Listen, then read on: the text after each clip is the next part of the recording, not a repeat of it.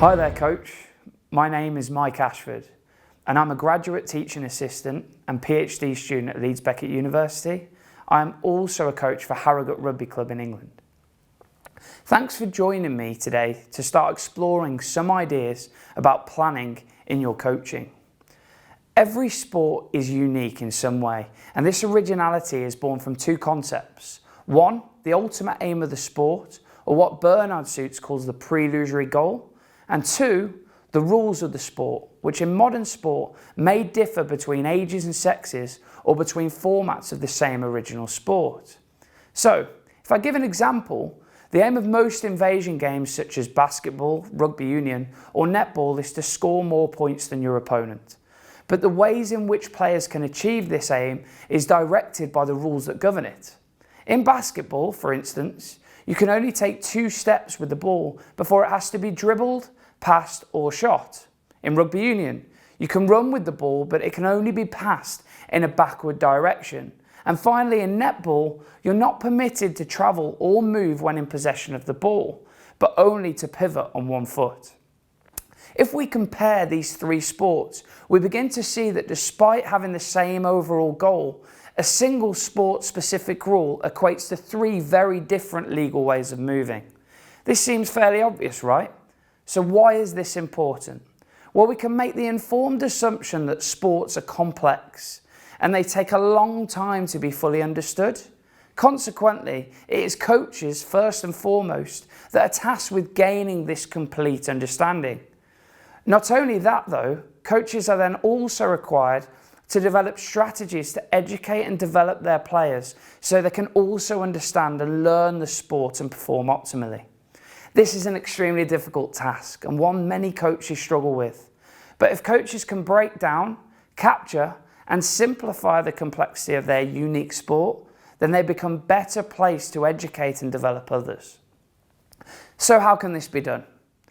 The rules of a sport create problems for coaches and participants alike that need solutions. For instance, in tennis there is a rule that the ball must travel over the net and bounce more than once to score a point. This creates a problem of scoring a point. Then other rules permit how this can be achieved, which leads to coaches encouraging the forehand shot, backhand shot, or drop shot in particular situations.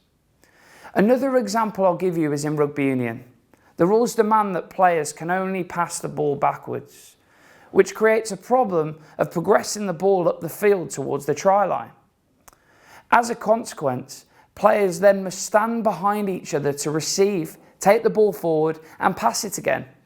So the aim of a coach should be to identify all the tactical problems that are created as a result of the sport-specific rules.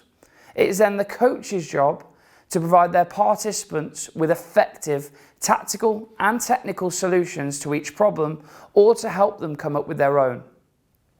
But let me stress this. Tactical solutions drive technical requirements, and these may look very different for a 6-year-old to a 12-year-old or in different adapted formats of the sport. For example, 5v5 and 3v3 basketball present very different problems, as do rugby 15s and rugby 7s. This is why we like to encourage coaches to ask themselves and answer the following questions before they construct a coaching curriculum or plan for their players. So 1, what is the ultimate aim of your sport? 2, what are the rules of your sport? 3, what problems do these rules create? 4, what tactical and technical solutions can you or your players provide to solve the problems?